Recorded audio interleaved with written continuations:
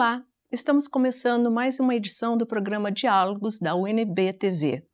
Eu sou Cosete Castro, sou jornalista, psicanalista, doutora em comunicação e atualmente estou fazendo pós-doutorado em psicologia clínica e cultura.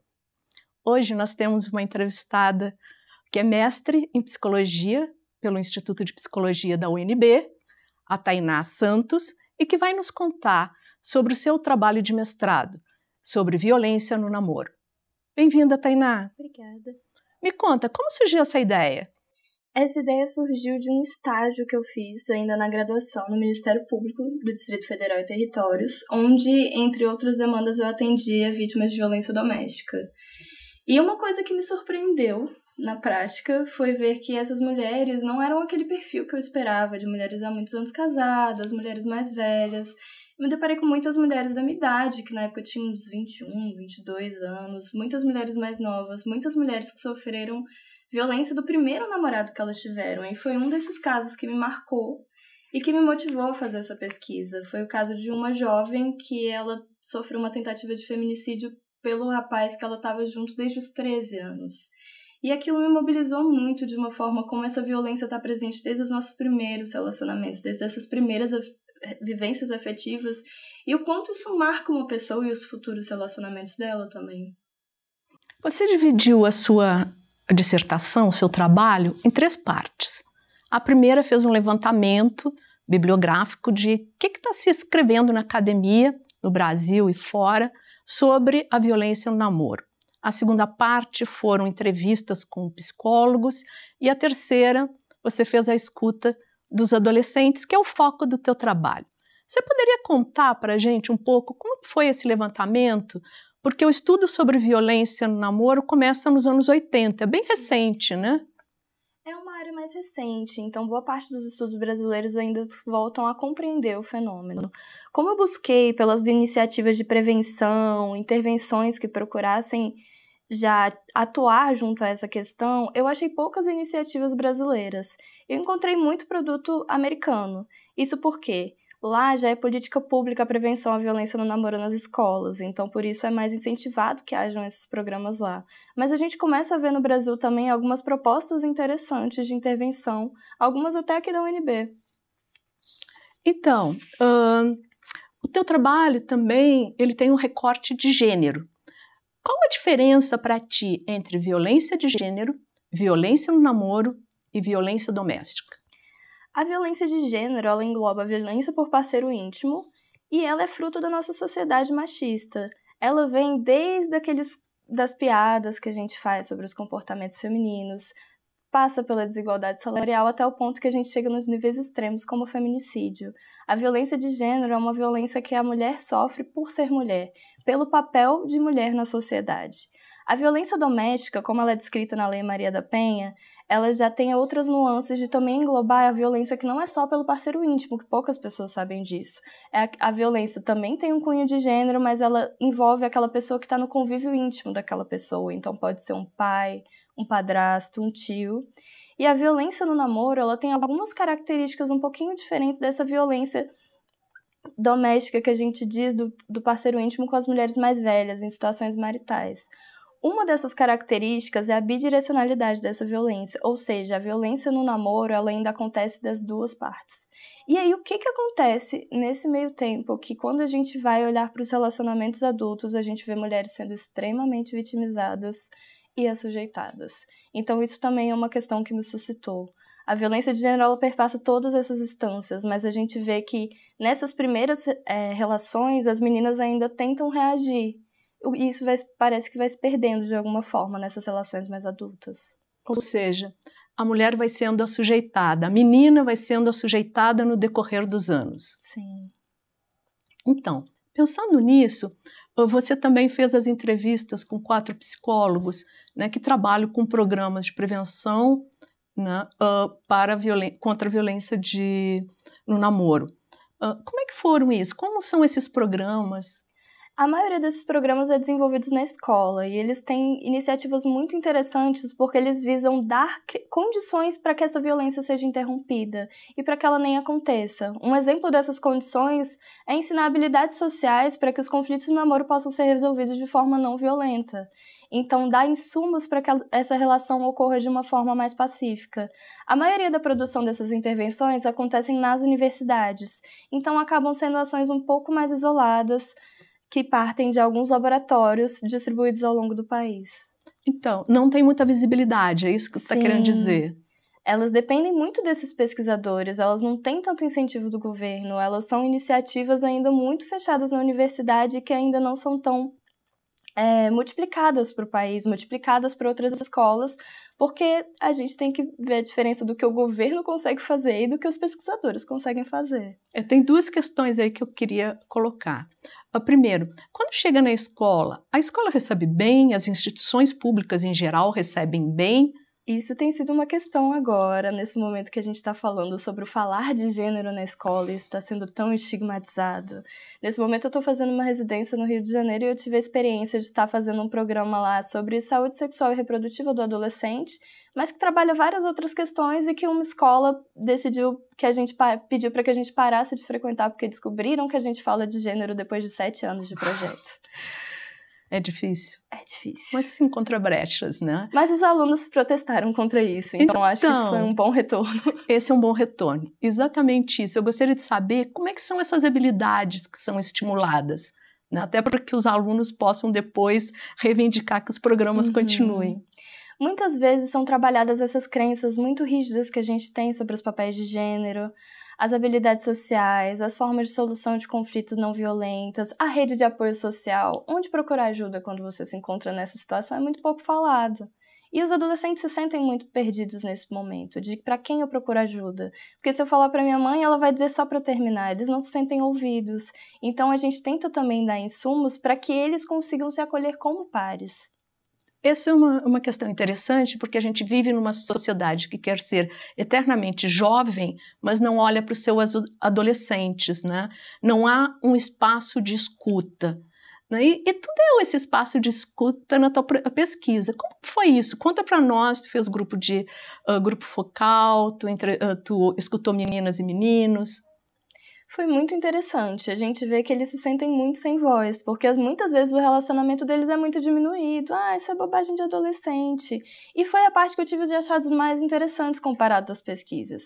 Porque muito se falava deles não conseguirem identificar esses comportamentos violentos, mas quando você conversa com eles, a resposta que eu tive é que eles estão conseguindo cada vez mais e mais cedo entender o que é um relacionamento abusivo, entender o que é tolerável ou não no relacionamento.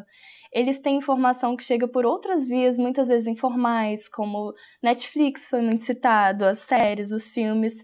Só que a grande demanda deles agora é, mas como eu saio disso? Eu consegui identificar, mas a série não me mostrou o que eu devo fazer depois. E aí, na questão de gênero, muitas vezes que a gente vê que as meninas até reconhecem que algumas ações são abusivas, mas elas acabam... Tipo o quê? Por exemplo?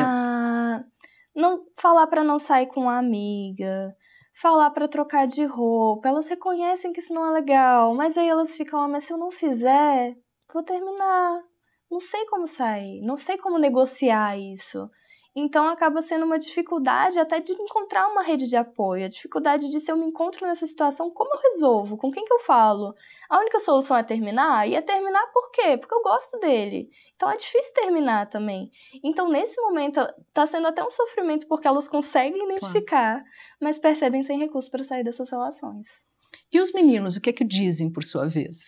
Foi bem interessante porque eles também tiveram falas que conseguem identificar essas questões e eles também se sentem implicados tanto às vezes como autores dessas ações quanto como vítimas de serem também cerceados na sua liberdade, mas a gente percebe, até por uma questão, do dispositivo amoroso, do que é o amor romântico para as meninas, que eles não se sentem tão presos a essas relações. Eles acham o término uma saída muito mais tranquila, enquanto as meninas ainda têm muito uma questão mais romântica, de apego, que tem que ser trabalhada. Não é que o apego não seja interessante no namoro, mas esse apego não pode passar da nossa segurança, do nosso autocuidado, É bem interessante você falar do dispositivo amoroso, que é um conceito que a professora Valesca Casanello aqui da UNB vem desenvolvendo, mas antes eu queria falar de uma outra questão, que é os estágios, né? Antes do namoro, tem o ficar, tem o crush. Tem vários novos Isso, agora também. Conta aí pra gente, o que você descobriu e como é que eles se relacionam, qual é o grau de aproximação, de responsabilidade no namoro? Isso é uma questão bem interessante. Eu achava que eu era adolescente há não tanto tempo assim. Mas eu descobri que tinha tempo porque tem várias novas formas. E eles trouxeram formas assim, relacionamentos poliamorosos, ficar, namorar, enrolar. Tem vários nomes e cada nome desse releva um grau de comprometimento. Tem até casamento, né? Tem esse ainda. O que é o casamento? Tá casado, é quando tá ficando sério. Não pode ficar com outra pessoa, mas também não tá namorando porque não tem compromisso. É um pré-namoro. Talvez não tenha namoro. Talvez não tenha namoro. É uma coisa... Só que a gente percebe que isso é interessante, porque a gente vai tendo novas formas de se relacionar e de se comprometer, mas, por outro lado, isso também às vezes desresponsabiliza. Às vezes vamos botar algumas coisas como toleráveis porque a gente só tá ficando, que não seriam toleráveis no namoro, e que são questões que ultrapassam a questão do respeito, que é o mais importante de qualquer tipo de relação. Isso. Voltando para o dispositivo amoroso, você falou da romantização do amor, né, essa idealização de amor, que está muito ligada a esse conceito de dispositivo amoroso. Fala mais como é que isso aparece na questão da violência no namoro. A gente foi percebendo nessa parte, principalmente no grupo com as garotas, que isso era uma coisa que implicava mais elas, essa idealização de amor romântico, esse medo de ficar sozinha. Principalmente, outra questão que envolveu também foi até um medo de uma competição feminina. Então, às vezes, quando a minha amiga fala para eu terminar com o meu namorado, talvez ela só não queira que eu fique com aquele namorado, talvez ela esteja com ciúme do meu relacionamento. Então, aquilo toma um papel bem mais central para as garotas do que para os garotos. De competição. Também. A menina falou que meu namorado não tá sendo legal, mas eu acho que ela só tá sendo talarica, como ela chama. Eu acho que ela só quer roubar meu namorado. E a questão da objetificação do corpo, né, da menina, que depois vai se constituindo e reforçando durante a juventude e a mulher adulta. Sim, e isso também é uma coisa também que envolve até a negociação dentro das relações sexuais que elas começam a desenvolver. Muitas vezes pressionadas até para começarem isso um pouco antes, com essa ideia de que isso segura namoro e tendo práticas que elas não estão confortáveis ainda. Falando nisso, cada vez mais meninos e meninas começam a namorar mais cedo. Qual a consequência disso, até para poder discernir sobre um relacionamento saudável e um relacionamento abusivo? Isso foi uma questão interessante que apareceu como uma demanda desses adolescentes. O fato de que eles têm se relacionado cada vez mais cedo, mas que isso não é visto, isso é muito infantilizado. E aí, no caso, teve até uma garota que relatou que ela teve um relacionamento abusivo aos 12 anos. E não se espera que alguém namore aos 12 anos, mas se namora. Então, como não se espera, não se fala sobre isso, não se dá os limites que são sobre isso, ela acaba descobrindo naquela relação, que às vezes é com alguém mais velho, que vai ditar coisas que ela não está tão confortável.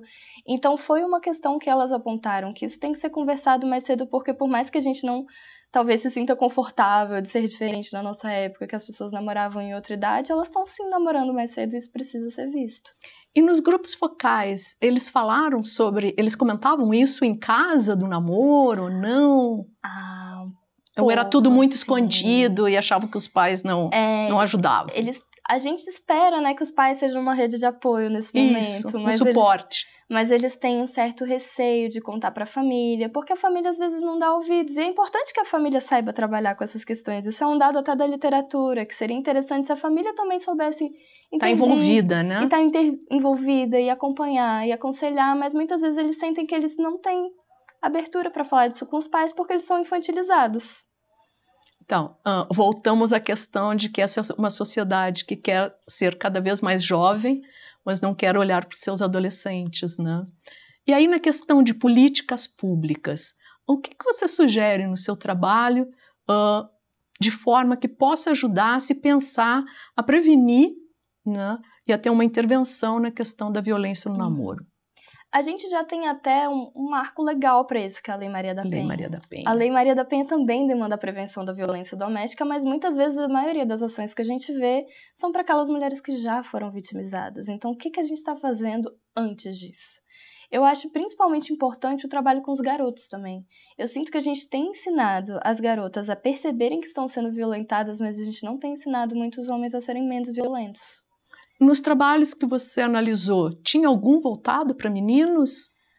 Tinham alguns grupos mistos, mas eu achei muitos trabalhos voltados só para as garotas. Como se a responsabilidade fosse delas. Mais uma vez. De novo, então ela tem a responsabilidade de não ser violentada, mas a gente não está ensinando os garotos a lidarem com esses relacionamentos com menos controle, com menos violência.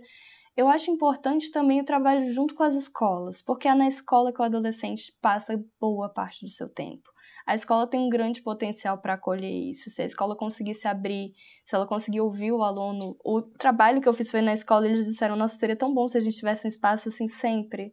Alguém para ouvir, para conversar, um diálogo mesmo. Não só uma exposição do que é certo e o que é errado, que é muito o que as intervenções propõem. As intervenções propõem um espaço mais dialogado, mais lúdico, para a gente conseguir receber o que realmente é a demanda dos adolescentes, que muitas vezes não é o que a gente espera. Isso, escutar o adolescente. Qual é a diferença entre propor, nós sabemos tudo e vamos propor para vocês, e mais uma vez são os adultos falando para os adolescentes, calando os adolescentes, e a diferença de escutar o adolescente e saber, e ver, e escutar o que eles querem, o que eles gostariam, qual é a demanda deles. Exatamente, até porque eles estão vivendo num meio muito mais rápido de informação. Muitas vezes a gente acha que a gente tem que dar informação, que falta para eles informação, mas eles têm muita informação disponível nas redes sociais, na internet, nas falas que apareceram nos grupos. Muitas das coisas vinham, eu vi isso no Twitter, eu vi no Facebook, e aí eu comecei a perceber que aquele relacionamento não era legal. Então a gente tem que ouvi-los até para entender o que está faltando. O que mais eles precisam, de que tipo de suporte eles precisam. Porque a gente chega com alguma coisa muito pronta, que às vezes não conversa com a realidade deles. A realidade deles se move muito rápida.